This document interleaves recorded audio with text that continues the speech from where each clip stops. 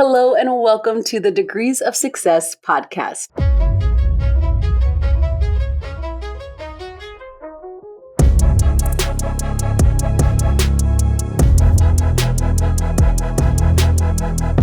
I'm your host, Freda Richards, and today we have an incredible guest, Brandon Warren. Brandon is an accomplished healthcare professional with his master's in public administration from the University of Phoenix. As an associate director of hospital operations at Memorial Sloan Kettering Cancer Center, he brings a wealth of experience and insight to our conversation. He's also a singer and songwriter. Help me welcome Brandon Warren. Thank you so much for having me, Freda. Of course. Let's jump right in and get to know you, find out what your story's about. Tell me, how did you grow up? Where did you grow up?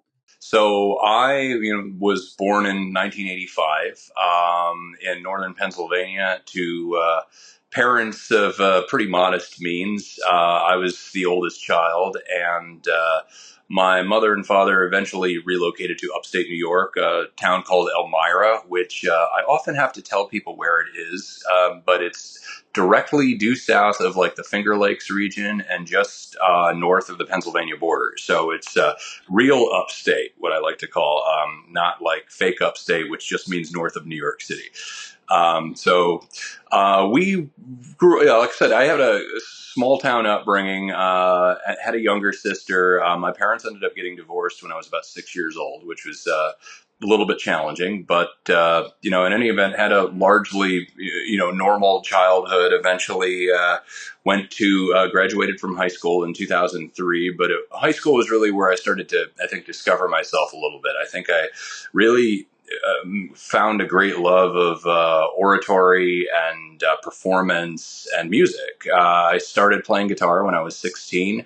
I had been writing lyrics probably from the time I was 12, just kind of like getting random collective thoughts down on paper and, trying to make sense out of them. I'd always liked writing short stories since I was a kid as well, and then sort of paired that with the performative aspect in high school when I picked up guitar and started, singing at local coffee houses. I was also a drama kid too, performed in a bunch of school plays while I was in high school, and then became president of my was elected president of my senior class. I don't want to sell myself short. So I heard you say that you actually started writing in high school, and so you must have these books. Did you save them? I do. I had I think they're all in my in-laws' basement right now. Because when you live in New York City, it gets really difficult to save stuff and sort of like archive things. But I think I have probably 3 or 4 old compositional notebooks, just full of just random musings and various sort of catharses from my mind, my teenage mind for over the years. And then, that kind of went right into college as well. Although at that point, I think I graduated to just typing everything and saving them. But yeah, no, I definitely have a bunch of old notebooks full of, creative thoughts and outputs, etc. So you are correct. I love that. The reason I asked that is because I know you met your wife in high school. Mm-hmm. So are there a lot of love songs to the wife? There was one in particular that I wrote and played at the school talent show senior year, but I don't know that I could play. I probably could not remember a single measure of it now, but that absolutely happened. That was one of the first songs I ever wrote was a song for her. That is so kind. And you guys have been together for 9 years? Oh, we've been together for 22 years. That's 22 years. Thank you for thinking I'm only 9 years removed from high school, though. I appreciate that. I mean, clearly. You made me a lot younger, Freda, so I appreciate that. Very flattering. But no, I graduated from high school in 2003, and we met in 2002. So yeah, 22 years we've been together. That's awesome. That's awesome. The reason I asked you that is because I know that you also have a cute little new baby boy. He's 3, Robbie. Mm-hmm. Yeah, so does he have any desire to sing or play guitar? Well, he definitely has a desire to sing. He sings nonstop all over the house, making up songs or singing songs that he heard in Mary Poppins or Nightmare Before Christmas or any other show that he's been taken to. He's really into the old Disney musicals right now, which I love because I grew up with those too. But yeah, he has a great little sense of pitch. Like he really has a good sense of tone and a good sense of rhythm. And he has said he wants to learn to play guitar. So his hands get a little bit bigger, and he calms down a little bit. I'm going to start teaching him guitar. Oh, that is going to be great. I'm looking forward to like the father son album. Oh yeah, I'm sure it'll happen someday. So you went to high school. You said your parents came. You came from median means, and Hmm. I know that along with your parents, you were also raised closely with your grandmother. You were very Hmm. close with her. Absolutely. My grandmother, Marge Warren, she was a nurse. I was close with both her and my grandfather, her husband, and but my God, they were the two most in love people I've ever met in my life. My grandfather was Robert Francis Warren Sr. My dad's younger brother was Junior, but I was also very close with my Uncle Rob as well. So I kind of wanted to keep that family tradition alive after they both passed away. And that's one of the reasons why my son is Robert III. But yeah, my grandmother was always a huge, huge influence of mine because she had the most filthy sense of humor in the world. And like always thought of like the worst thing humanly possible to say, but it always made me laugh. And I always loved sort of like the lack of inhibition she had. She was just unapologetically herself. But she was also an incredibly hard worker. Both she and my grandfather were just tireless. Indefatigable workers. Like he built the house they lived in. Like he was a carpenter, she was a nurse, and they always kind of instilled that sense of just pride in your own work in me. And that's one of the things that I value the most. It's just like sticking with a job until it's done. And just, no matter how small the task, giving it 100%, especially if somebody's paying you. So that's always been very important to me. So the two of them really instilled a lot of that work ethic in me. And from the time I was in high school, my grandmother, she was diagnosed with intestinal cancer, which metastasized to her liver, unfortunately. But again, being one of the hardest workers I've ever met, she was also one of the toughest fighters I've ever met, and was able to keep that thing at bay for several years. In fact, I dare to say probably about 2 decades. And I never would have thought it, but my grandfather actually passed away first. He died in 2011. She lived for another 10 years. And she had been fighting this thing since I was in high school. But really just sort of that, like I said, that uninhabitable spirit, and just indefatigable work ethic and tireless fight that was in both of them really was always very important to me. And just the humor too, and just this, they both had this great joie de vivre, and they just see, like I said, they loved being around each other. They traveled together, just made each other laugh, and yeah, that's sort of what I think all of us should really aspire to be. And certainly what I aspired to be. But one thing with my grandmother, I was just telling a colleague about this the other day, that I really appreciated about her. She was not afraid to face her own mortality. And because she was a clinician herself, I think she understood sort of the ramifications and the pragmatic implications of what she had and what she was dealing with. And my dad and my grandmother was always very close. He was the oldest.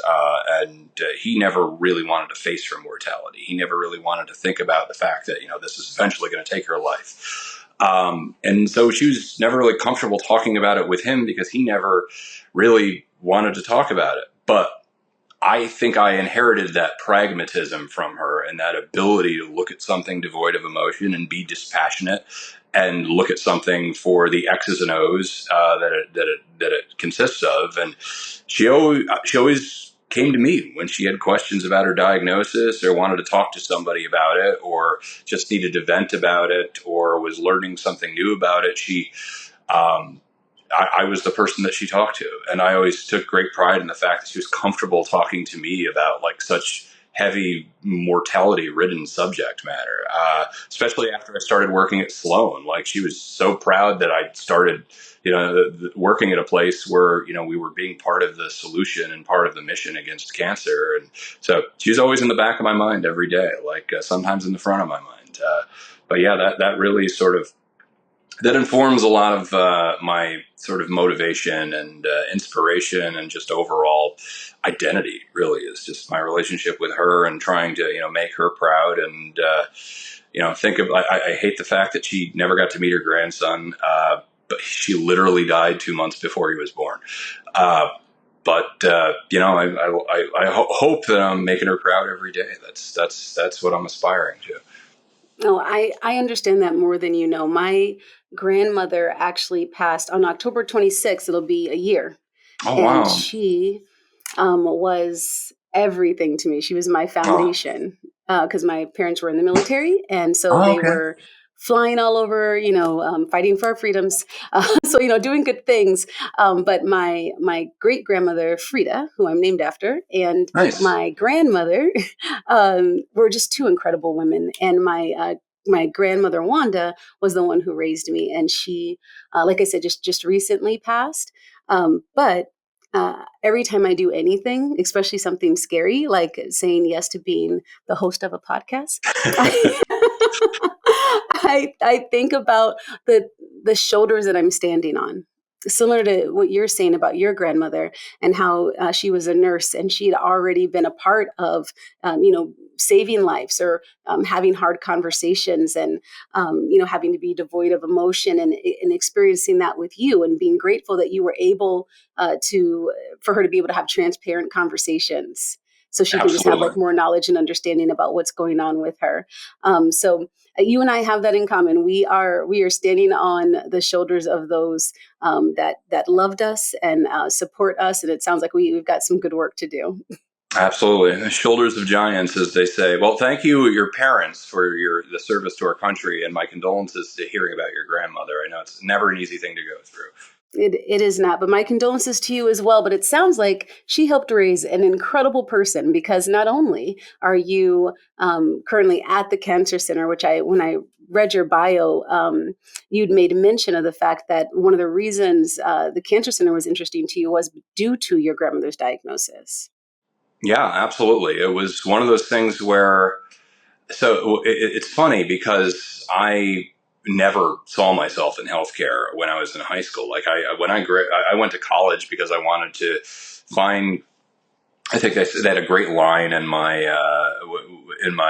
story for University of Phoenix where I was trying to marry the practical with the dream, and so I had a communications major for my undergrad, and the reason for that was because I wanted to be a comedian or a musician and be on Saturday Night Live. So I thought like, oh, I'll do communications because then I'll get like public speaking, I'll get public relations, I'll get a chance to be in front of the camera or on the radio.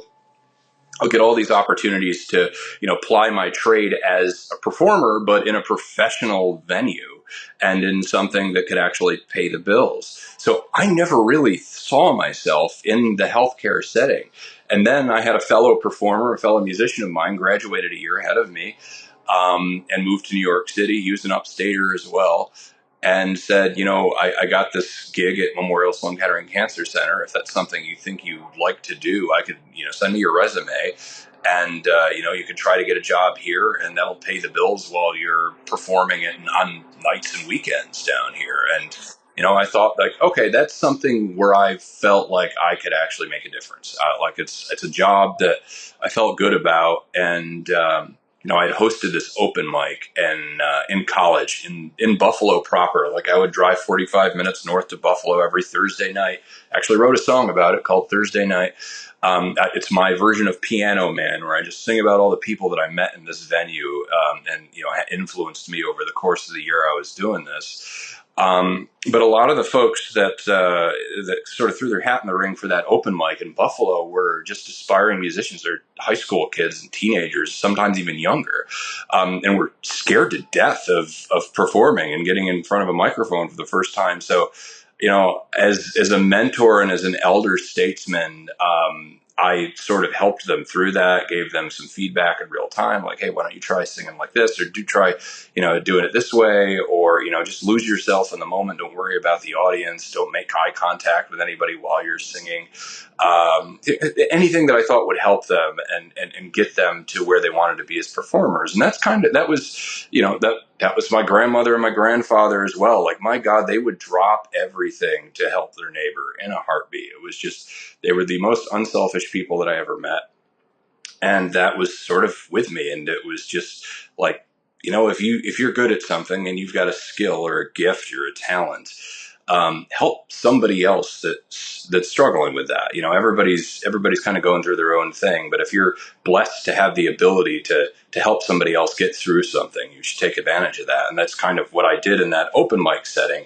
But to bring that back to healthcare, now I feel like I would be doing that every day, and in a much wider and more impactful spectrum. So again, the grandparents, just kind of their influence bearing down on me and informing that decision. And my experience in helping some of those folks get over the yips and get over the jitters when they're trying to perform in front of people. Like, okay, I help people with that. Now I can actually try helping people that have life-threatening diseases. And I've been there ever since. Wow. So I hear you saying that you're blessed to be a blessing. And in one way that I know that you've been acknowledged in that way is that you were Rookie of the Year at Big Brothers Big Sisters. Tell me about that. Tell me what that experience was like and how you got to Rookie of the Year. Congratulations. Thank you. So it's interesting how this all came about. If you don't mind me getting a little vulnerable for a second, because I think we're all human and people like to hear the human side of things. If you recall what the world was like in June of 2020, it was a difficult time for everybody. It was, we were peak pandemic. Everything was shutting down. And, there's a lot of social and racial unrest in the country, and, a lot of just tension, just wrought everywhere. And it was just pervading everybody's lives, and nobody knew when and if or how we were going to get through this. And that extended to me too. Like, I'm human. I'm not impervious. And I worked in healthcare, so I was on the front lines of this. I was going on site, 3-4 days a week, not sure if I was going to catch this life-threatening disease or not. And several of my friends had gotten it. One of my doctors that I worked with, a surgeon that I worked with, got it and was hospitalized for like 2 months because of it. So it was terrifying, but also it was just like, because there was no end in sight, and because as healthcare workers, we just had to pivot our operations every single day to whatever new strain or whatever new curveball we were being thrown. It was just destroying us. And you could probably see me right now, like I get some compliments sometimes on the salt and pepper in my beard. It's more salt than pepper now. It was not this white at the beginning of COVID, and I'm not kidding. Like, this all happened in mid to late 2020. Because of the stress and because of the strain and because of just the ringer that COVID put us through. And COVID was a financial war zone for healthcare, because people didn't want to come into the hospitals for treatment. Like, people didn't want to come to the hospital for surgery. People certainly wanted to stay the heck away from New York City, because that was a hotbed. So, like, we were just wondering, like, okay, like, we see people getting furloughed and laid off left, right, and center all over the place. Like, when's that going to hit healthcare? So it was all these things coming to a head, and like in coping with this, I was drinking a lot and just like trying to not think about this. And I realized, like, I need to do something different. I need to find some way to channel my energy, because normally how I channel my energy is writing songs and playing music. Can't do that during a pandemic. I certainly wrote my share of songs during the pandemic, which was very creatively productive, but I had nothing to do with them. Couldn't play them to an audience or anything like that. Just recording them on my phone so I wouldn't forget them and save them for later.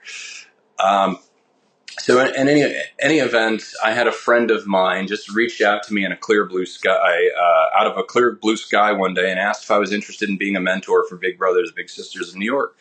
And I said yes, because I'd always been kind of a consummate mentor at Memorial Sloan Kettering. Career enrichment and helping others was always very, very important to me, as I alluded to with the coffee house gig from earlier, and the open mic that I did in Buffalo. But I always I've always been one to give back. I immediately jumped at the chance, and the vetting process is pretty rigorous, because you're being paired with impressionable, vulnerable high school students, and they want to make sure that the people that they're getting as volunteers are upstanding citizens and human beings, and people that are going to be good mentors. And so the line of questioning and like the audition process was pretty rigorous. There was no shortage of questions, and I'm happy to say that I eventually passed muster,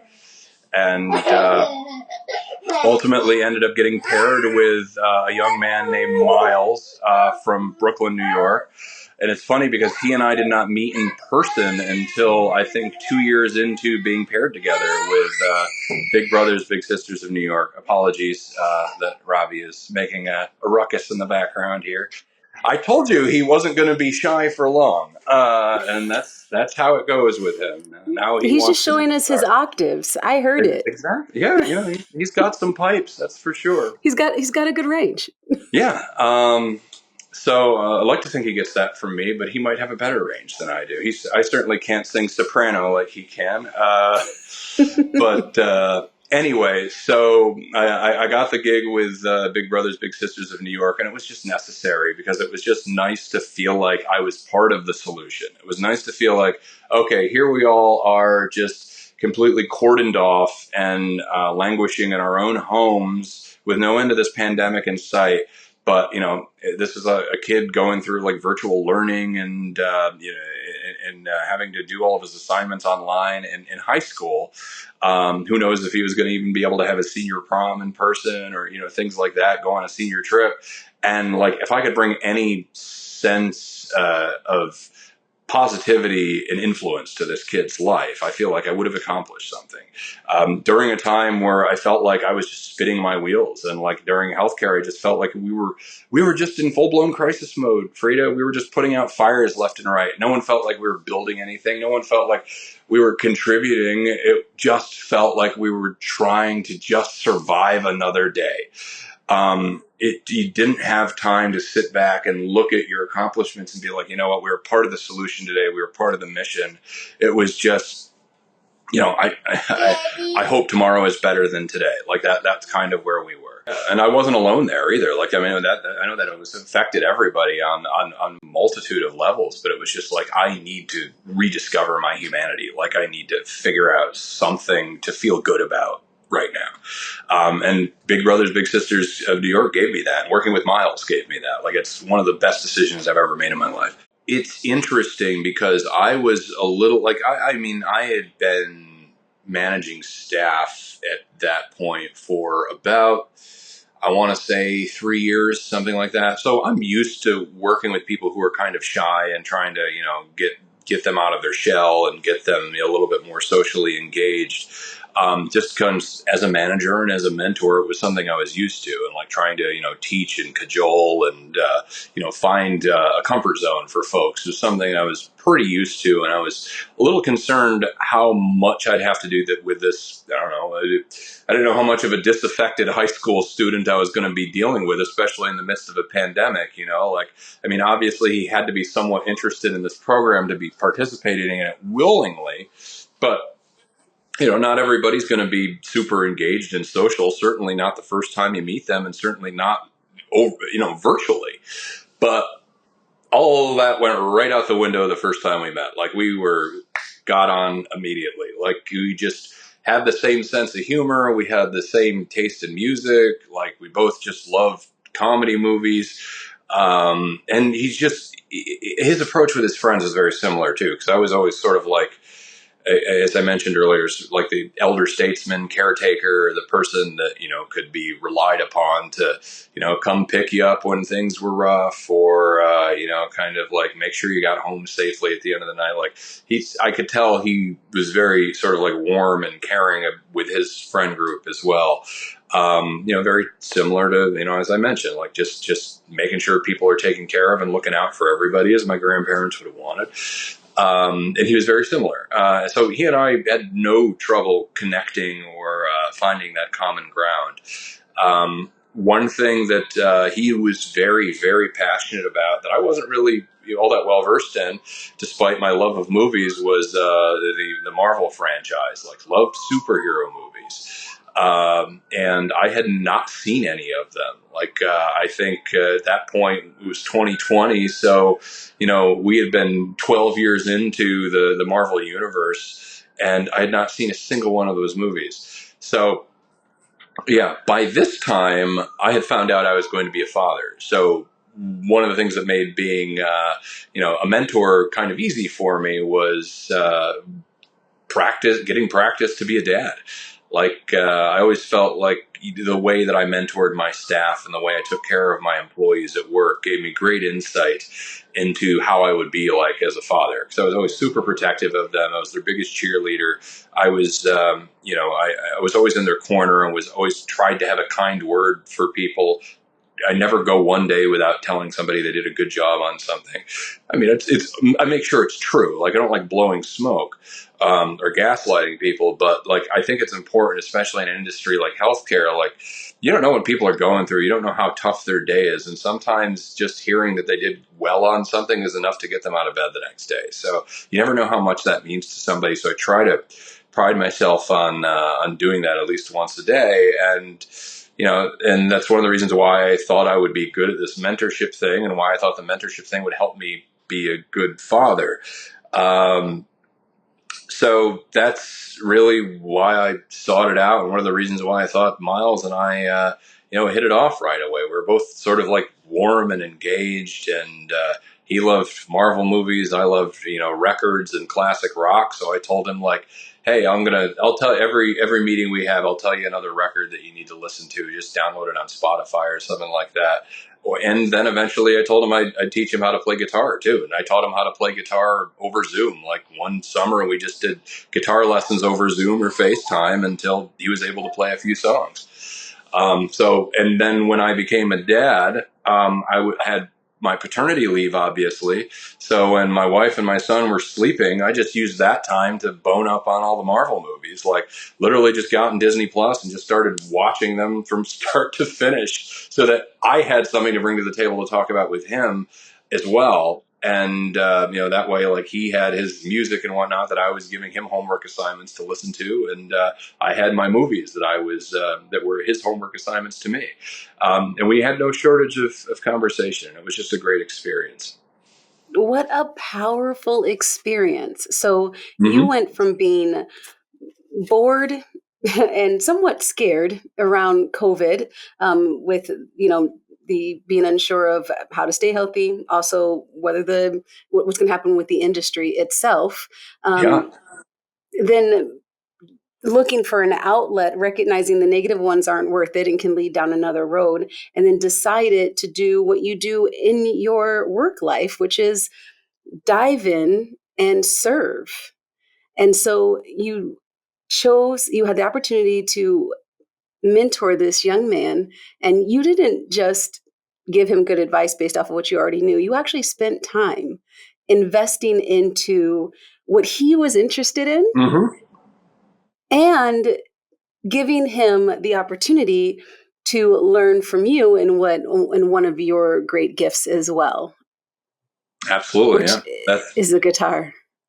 Yeah, that's exactly how it went. And just like I said, I mean, we had chemistry right from the start. Like, he and I just clicked. But there's no shortage of effort. With anything, like, and with any sort of relationship, there always has to be effort and give and take. And the fact that, remember, this is all virtual too. Like, Mm-hmm. we did not meet in person until probably 2 years into this thing.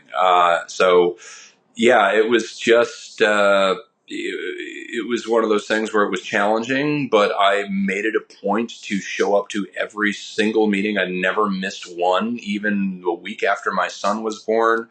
My program manager told me, like, it's okay if you miss this one. I said, like, let me just sign on at least for like 20 minutes to a half an hour, just because, like, I didn't want Miles to think that I was, leaving him in the dust. So signed on for a little bit at least, and then, went to tend to my fatherly duties. yeah, I never missed one. And, I'm very proud of that because one of the things that they told me about during the vetting process, I asked them, like, what's the number one thing that you think is most important in being a mentor? And they said presence, just being available. And I said, yeah, that resonates with me for sure. As somebody who had, not the easiest upbringing, especially with my parents, but having having somebody that's just there, somebody that shows up for you. I mean, that checks so many boxes. Like that's already just such a comfort to folks, just knowing that you're there, you're present, you're willing to hear them out, be a sounding board, listen to them, talk to them, basically be whatever they need you to be. You can't do that if you're not there. And that was just what I aspired to. Like it was just, again, remembering my grandparents were always there to me. Any gig that I had that was in town, they showed up to. Any of my sister's softball games, if I had a school play or wrestling meet, whatever, they were there. Even if they were there for 10 minutes, they showed up. So showing up has always been a huge part of my identity. And I think that's one of the reasons why I won that award for Big Brothers, Big Sisters, because I showed up and it made a difference. It definitely made a difference. Has Miles told you what difference it's made in his life? I mean, I haven't asked explicitly, but, he's volunteered quite a bit. He's said that, I'm the reason that he chose the major that he chose in college. And I can tell that story if we have time, but I have to think that he was going through a tough time as well, being a high school student during the throes of COVID and just the doldrums of that time period that we were going through. So just having somebody that was a little bit older that had been down the beaten path and could provide some guidance and, some wisdom as to where the potholes are as you're going through high school and you're trying to take the next step in your career, I think was valuable to him. And just having somebody just to laugh with during that time, doing program, every couple of weeks, just having somebody that you could, talk about, just forget about high school for a second, talk about a movie with, or talk about music and just escape and just represent, some camaraderie and some genuine human connection. Like I feel like I was able to do all of that for him. Yeah. Yes. Well, I read that you felt like you obviously assisted him in choosing his major, but your experience with him also helped you decide about your major and your focus in healthcare and wanting to give back, similar to how you've already been doing with your master's. Is that right? Mm-hmm. That is correct. Yeah. Very similar to how I inspired his major in college. He ended up going on to be a communications major because, like myself, he was an aspiring performer, but also a pragmatist at heart. He wanted to figure out a way to marry the practical with the dream and, figure out a way of learning a skill set that could help him pay the bills while at the same time satisfying the creative itch. I helped him with that. And then me realizing how much I enjoyed working with the community and giving back and working with a nonprofit and just being an advocate for somebody and fighting for others, providing mentorship, providing guidance. I had always wanted to get my master's, but I just never knew what. And I didn't want to do healthcare administration because I didn't want to be pigeonholed. At that point, I already had 15 years of healthcare experience. Right. Yeah, about 15 years. And so, it felt like 15 years of working at Sloan Kettering was great. But then if I also had a healthcare administration master's, okay, this kind of demonstrative of the fact that this guy only knows healthcare.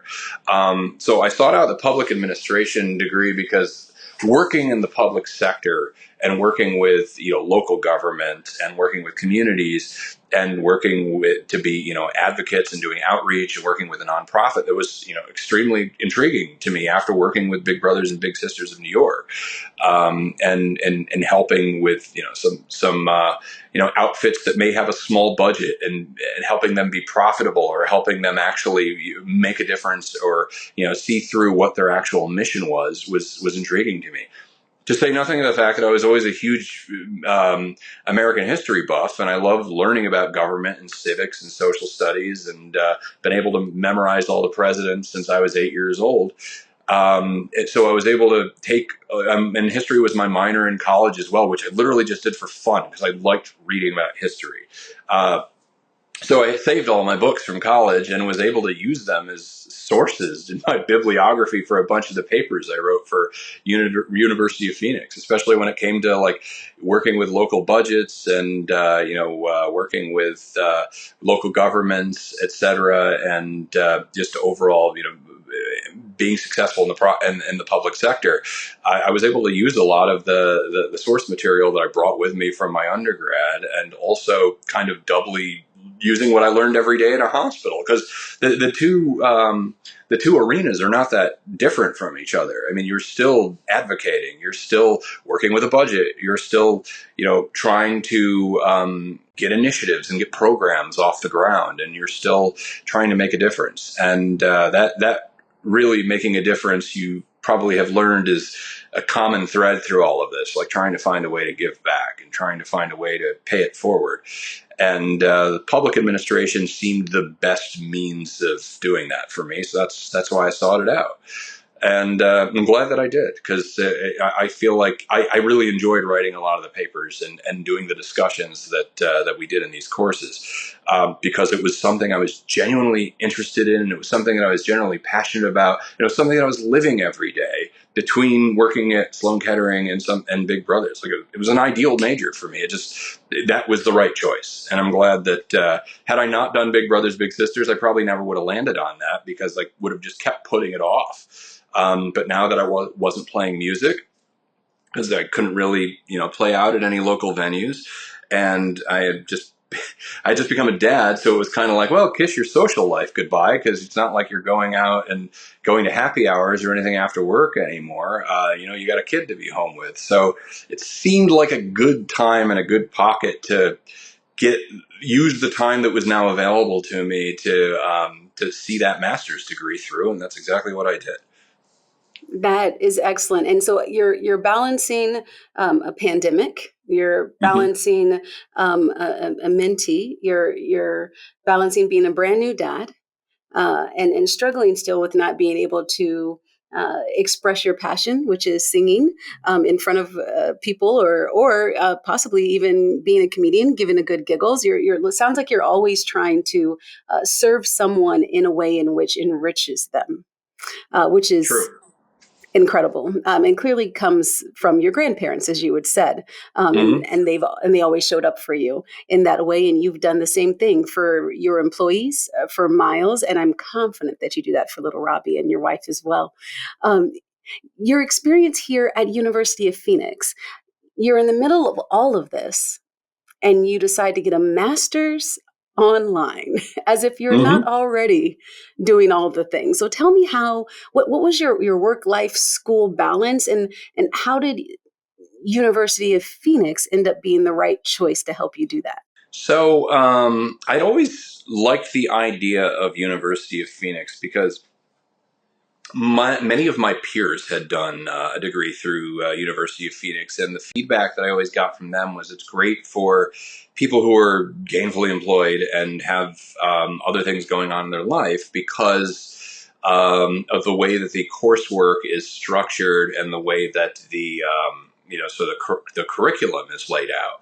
And that was really intriguing to me, because being able to knock it out in 18 months was optimal, because I didn't want this to take 2 years. I wasn't really interested in doing in-person classes again, and I also didn't know how available in-person courses were going to be, and I didn't know how engaged I would actually be able to be in a virtual classroom setting. Because I know how I am during work meetings, because at this point we had been in COVID for a year, and all of my meetings were virtual, and I know how I am during virtual work meetings. If you're not talking about anything that's interesting to me, I'm going to start checking my email, and I'm going to start working on stuff. And if I'm in a classroom where like the professor's losing me, I'm going to start working on other stuff. I know me, and I know that my multitasking gene is going to kick in, where it's just like, okay, if I feel like I'm not engaged and I'm not being productive right now, I got to find something else that's going to occupy my mind and be productive. Thankfully, with University of Phoenix, there were no virtual lectures or anything of the like. It was it was a monument to accountability, I think, is the best thing that I can say about University of Phoenix, because you literally are given chapters to read from a textbook.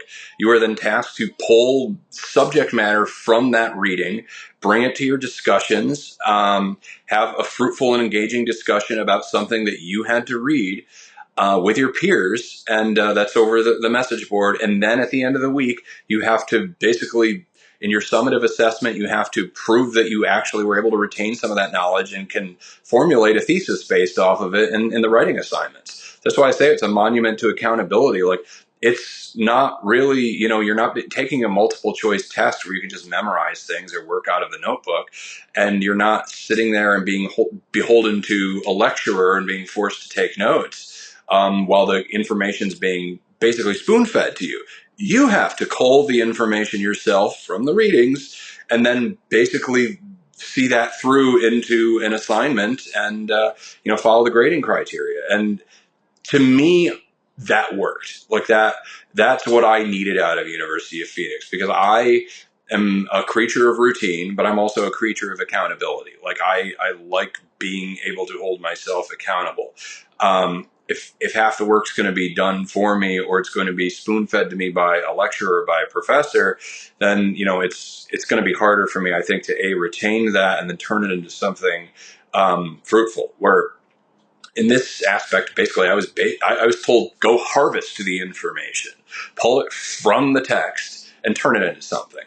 And I learned much better that way. And that's kind of like how I work too, honestly. Like I like seeking out problems that have difficult solutions, or solutions that aren't as apparent. And so that it really was a perfect match for me. And the fact that it was one class right after another, there were no semesters, there was no break. I was able to just knock out one course in 6 weeks, and guess what? The next course started right after that, and then another 6 weeks, you're done. So it's somebody who likes to check items off of a list. Seeing the progress that you made and seeing how quickly you were able to kind of get through it, it was a motivator. Like they always say, some of the advice that I give to my staff at work is, if you're dealing with a mountain of work, don't look at the entire mountain. Don't look up. Focus on the steps right in front of you. Just focus on, okay, you put 1 foot here, put 1 foot there, and just focus on that and make that your progress for the day. Just chip away at the progress. Don't look up, or you're going to get discouraged by how much you have left to go. That's kind of what I did. Focused on 6 weeks at a time, just getting everything done for that week, and then being able to kind of check that one off, check the next one off, check the next one off, and not having to worry about how much more I had left to go.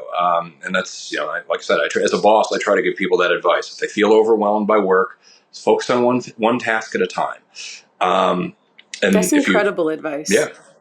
Thank you. It's incredible advice, because not only did you do that yourself, but your team gets to see, as a servant leader, watching you do that exact thing yourself and be successful in it. And now that we've worked our way out of, climbed our way out of COVID, though I know it is, still around, but in healthcare, as you're at the hospital, with it not being deep into the pandemic, or as deep as a fear, and now that you have this master's degree and you're leading others, what does that experience, like, how does your degree help aid you in guiding and leading and continuing to keep the other healthcare workers motivated as they've climbed out of this 5 years of fear and intimidation? That's a great question, Freda, and it all comes down to, I think, one of the most oft quoted passages from one of the readings. And forgive me, I can't remember what course it was from, but it was Detroit Mayor Mike Duggan was asked for comment about like making improvements in the city of Detroit, and being able to do so quickly, and how he was able to be successful. And the first thing he said was, focus on the boring stuff. And that resonated with me throughout my entire coursework with University of Phoenix. It resonates with me every single day at work. And the reason for that is, if you focus on small victories, that really carries the day for you. Because if you're able to just get something done that is fixable, has an immediate solution, but is also highly visible and impactful as a result, that gives you a modicum, or maybe more than that, of insight into how to solve bigger problems. But also, if you continue to take care of things that are important to others, you gain trust and you gain a network, and you gain advocacy from others, so that when you want to accomplish something bigger, you have support. And that's really kind of how I use my degree now, is like it's the public and public administration, right? You're in the business of people. And that's what we are in healthcare too. You're in the business of people, whether or not you're curing cancer or helping patients, or if you're managing healthcare workers and being their boss and advocating for them, you're in the business of people. So taking that lesson and applying it as a leader and as an agent of change is something that I try to do every day. Like literally, I did it this week. I just started this new position, the role of associate director in the Division of Supportive and Acute Care Services. And simple thing, a bunch of our doctors didn't have headshots on the website. So I just basically used every resource that I knew that I had available to me as a 17-year veteran of MSK, employed some of my staff and said, okay, we're going to try to go full court press on this. We're basically going to try to bring photographers to where the doctors work, get some of them on the inpatient floor, snap a couple photos of them there. Those that are available to come and actually have their picture taken, we'll work with them. We'll get that set up. We also have a doctor's retirement party that's coming up in a few weeks. So one of my directors recommended having the photographer available there. So I said, let's reconcile the guest list against the folks that still need photos and see if that's an opportunity to get more of them done. But I was able to go to my new division head and tell her, like, hey, we're working on this. I know this has been a problem for a while, but it's important to me to check this off the list because it seems like an easy thing that we can just get done and file away. But in doing that, you gain trust from others. You show that you're an agent of change. You show that you care as much as they do. And, you show that you can get things done. And that's what I try to just encourage other people to do as well. Focus on the boring stuff. Focus on the boring stuff. That's good. Clearly you're doing that. You beat me to it. We know that you just got a promotion. Yeah. And we're so excited for you. Brag. Congratulations. Thank you. You deserve it. Humble brag all day. So that is fabulous. We're very excited for you. It is obviously well-deserved. You are an incredible servant leader. Your heart is for people. And I read that you also aspire to maybe get into the political ranks as well one day.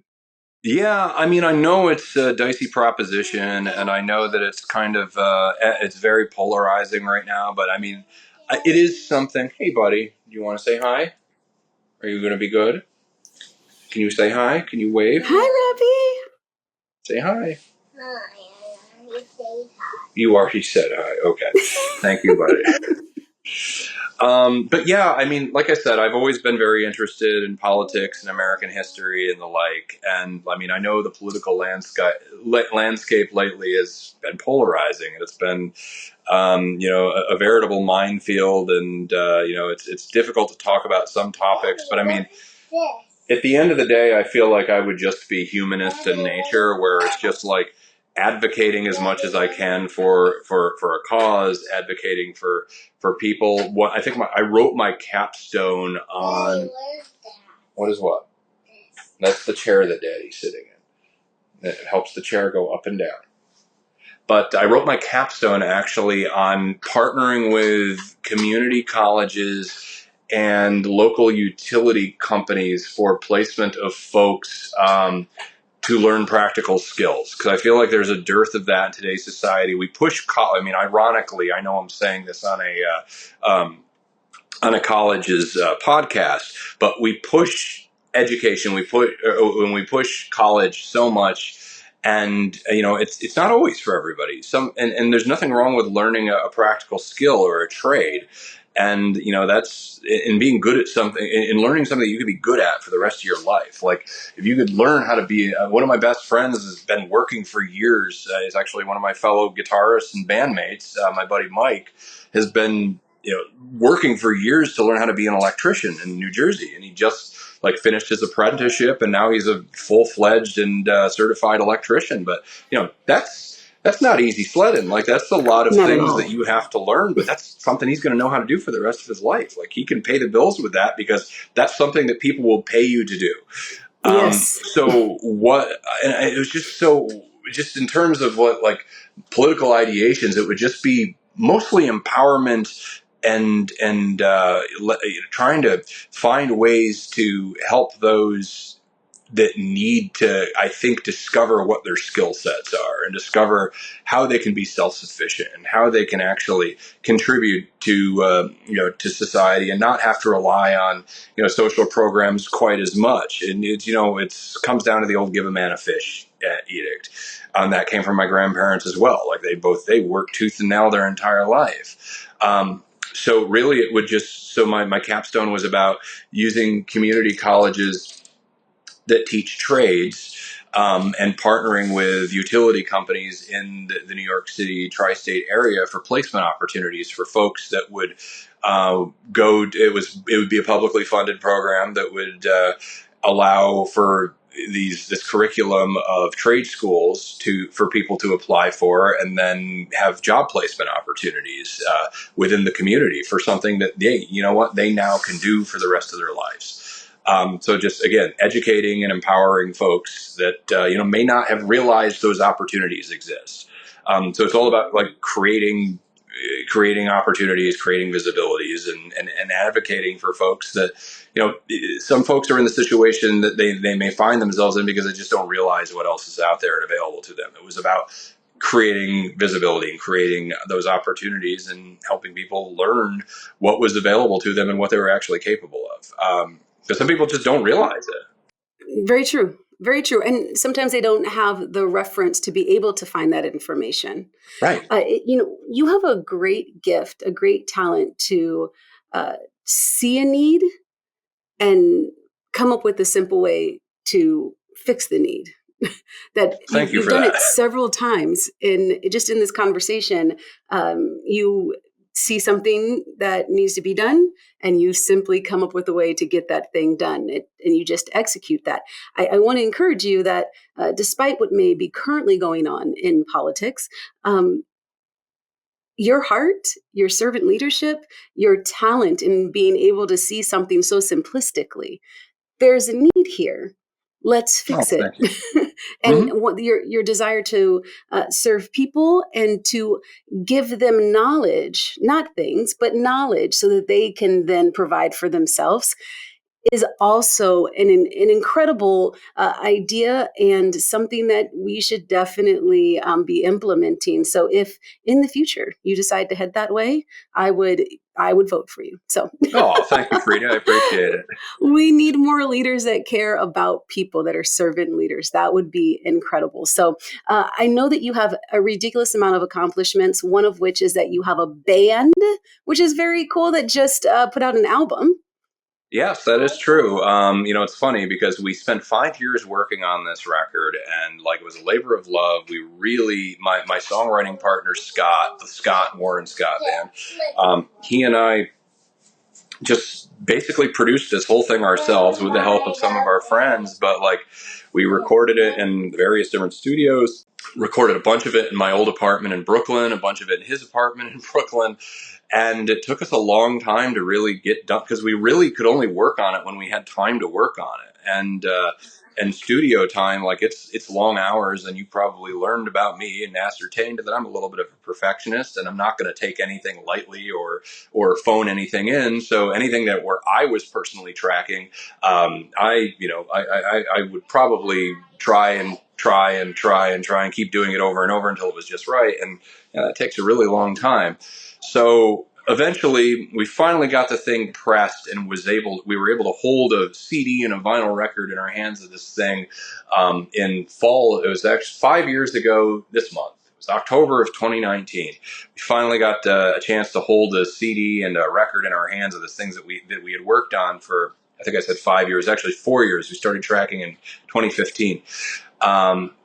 And then we had all these grand designs of like, okay, we're going to start touring. We're going to play gigs all over the city. And we're going to have an album release show. We're really going to push this thing. We're going to have a bunch of like music magazines to review it and, get it on iTunes, get it on Spotify, and to, really show the world that we just created this thing. And then COVID hit, and so much for that. We now had all you these. have the record out. Yes, yeah, it is available on iTunes. It's still available on Spotify. Literally, just was plugging it with the guy who took my new headshot at work last week. Wrote it down for him. So hopefully you got a chance to listen to it. But yeah, it's out there. It's Warren Scott Band. It's called The New Deal, just like the FDR social program. So even in my music, you can see a little bit of that public administration vibe coming out. It's called The New Deal. It's available on iTunes and Spotify, and it's all original music, all stuff that Scott and I wrote, all stuff that Scott and I produced and performed. I'm very proud of it. I'm very happy with how it turned out. And we actually just started recording another one this year, and hopefully this one doesn't take us 4 years. Well, you should be very proud of it. We are very proud of you. Congratulations on your promotion. Congratulations on Rookie of the Year. Congratulations on your album and your beautiful family. Well, thank you. You're welcome. And thank you so much for joining us. Before we jump into our rapid questions, though, I want to make sure that if there's anything else, the floor is yours, that you wanted to just share with our audience, maybe some advice for anyone else that wanted to get into healthcare, or simply someone that wants to learn more about servant leadership. Sure. I would say anybody who wants to get into healthcare, it's a noble field to get into, but it's incredibly difficult. And it's important to not internalize when things don't go your way. And I know that's easier said than done, especially for people that put so much pride in their work. But it's the best advice that I can give anybody is, as I said earlier, focus on small victories. If you were able to do something that went a little bit of a ways towards helping somebody that needed it. Like I said, working at Sloan Kettering, people ask me what the best thing about working there is, and I said it's being part of the mission. And what I mean by that is that whether or not you are in IT, if you're in the C-suite, if you're a doctor, a lawyer, a nurse, if you work at Sloan Kettering, everything you do, every calorie you burn, whether you're in carpentry, whether you work in the gift shop, if you work in maintenance, everything you do every day is going towards helping somebody that needs it. You made a difference in somebody's life just by showing up to work. So that's Mommy can't get in. sorry. That's the best thing about working in healthcare. But I will caution anybody: it's not for the faint of heart. It's you deal with negativity, and you deal with mortality, and you deal with life-threatening illnesses, and you deal with clinicians that are under a lot of stress to both perform and be productive themselves. So. It's incredibly rewarding, but it is very taxing, and it requires some steely resolve to accomplish. And as for my advice, result in a gray beard. Oh yes, exactly. But it looks pretty nice in the headshot, though. I think it's good. Thank you, appreciate it. Glad you like it, Freda.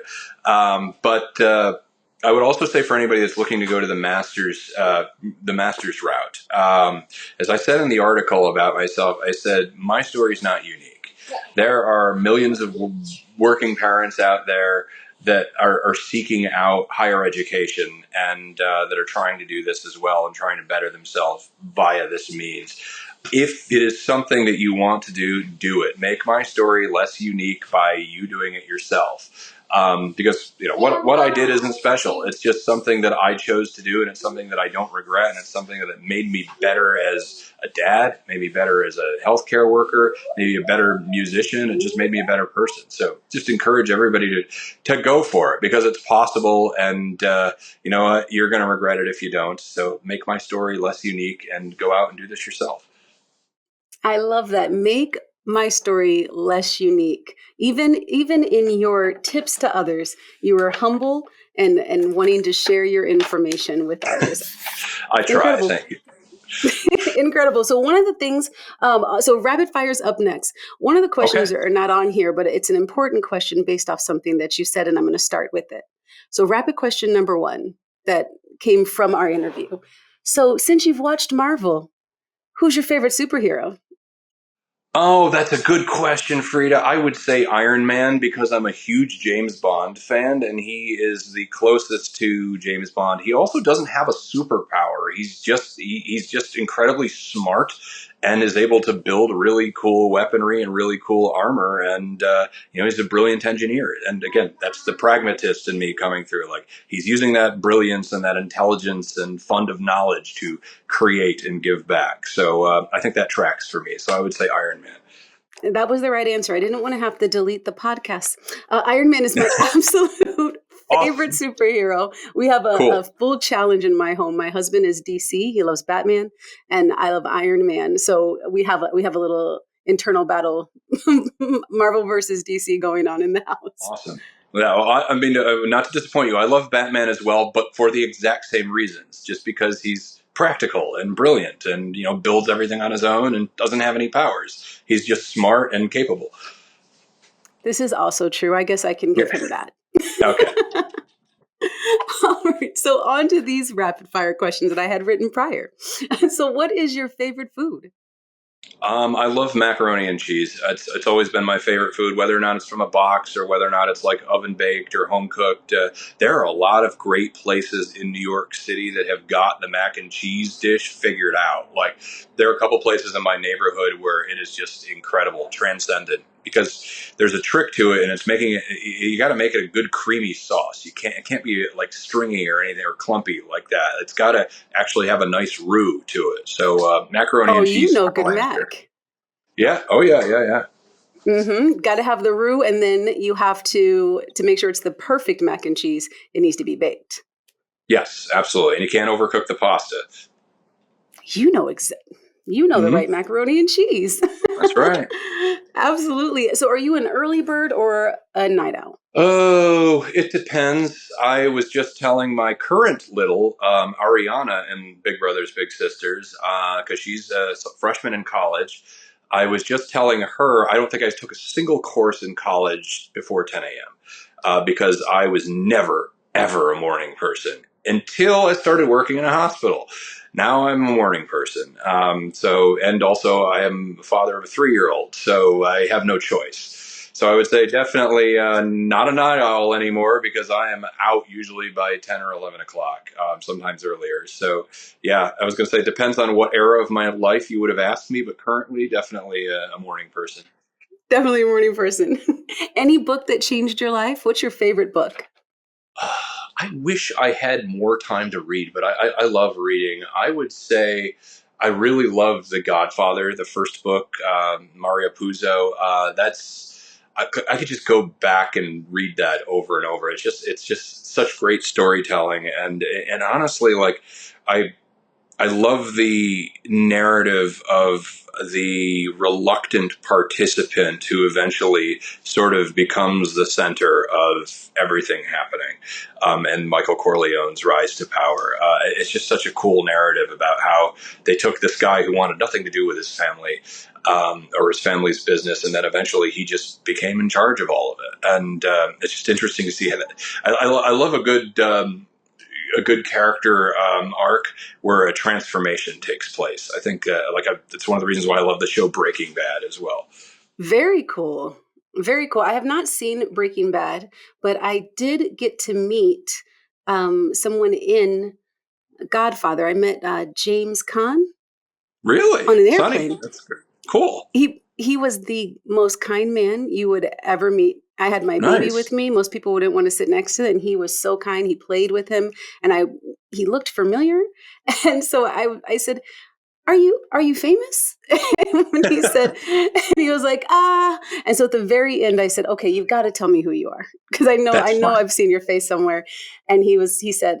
I was on The Godfather, and I was like, okay. And I took a picture with him, and went on. Nice. And my husband was meeting us there, and I said, "Babe, do you know who that is?" He's like, "Oh my gosh, that's James Caan." Yeah, I mean he's pretty noteworthy talent. He was in The Godfather. He was in Misery. He was in Elf with Will Ferrell. And if But you would yeah, have said Elf, I would have got it. there you go. Godfather, Yeah, right over your head. right But no, over my that's head. awesome. That's cool to hear. He was a nice guy. He was a very, very nice guy. Tell me, your very last question is simply, what is your personal motto? Oh my goodness. I would say, oh, I just lost it. What is it? My wife's telling me to say, "You've got the rest of your life to be dead," which is the name of one of my songs. So I'm I going to go love with that. that. Where's your wife? Have her come She's into right here. frame. She's just sitting on the couch in the other room. Mary, do you want to Oh, come say okay. hi? She said no. She's shy. That's okay. Well, I would love if you gave us the opportunity to hear what you do best. One of the things that you Okay. do best, because you have a multitude of talents. So, one of the things that you do best, which is grab that guitar and why don't you sing us out? Okay. Sounds good. So let me see. It's been a while since I've played this one, but I will stick with "You Got the Rest of Your Life to Be Dead." I actually wrote this one right before I moved to New York City. It was right after I graduated from college, and was kind of just like trying to figure out what to do with the rest of my life. And I like kind of came up with the idea that, well, you know what, doesn't matter as long as you're alive. You have a chance to keep doing whatever you want. So hence, you've got the rest of your life to be dead. So it starts out with. Well, nobody said it was easy, 'cause hey, easy come, easy go. But like the sun sets without a regret, you're alive, or didn't you know? You've got the rest of your life to be dead. You've got the rest of your life to be dead. You've got time on your hands, but doubt in your head. You've got the rest of your life to be dead. Yes, excellent. Well, you heard Thank it you. here first. You have the rest of your life to be dead. Do something incredible with your life. Brandon, this was such an incredible interview. Thank you so much for spending this time with us. Before we head out, please tell everyone where they can find you, whether it be on social or a website. Let everyone know how they can connect. Of course, absolutely. And thank you, Freda, and the rest of the group at University of Phoenix for having me and giving me the opportunity to tell my story. You guys are wonderful. Like I said, I owe you everything. So thank you guys for the education and for having the forum to talk about this, and I hope it inspires others. So you can follow me on Instagram at Brandon Music Warren, all one word. So it's just Brandon, the word music, and my last name Warren, but it's all one word. Pretty easy to find. And then my band is also Warren Scott Band on Instagram as well. And our record you can get on iTunes or Spotify. That's Warren Scott Band, again, all one word. And the record is called The New Deal. So hope some of you jump on Spotify and iTunes and check it out. Not because I'm looking to make money, but because I think you'll like it. So hope you enjoy it. Brandon, thank you so much for joining us today and sharing your incredible story. That brings us to the end of today's episode of Degrees of Success. Don't forget to like and subscribe. I'm your host, Freda Richards, reminding you that your next chapter just might be the best one yet. See you soon.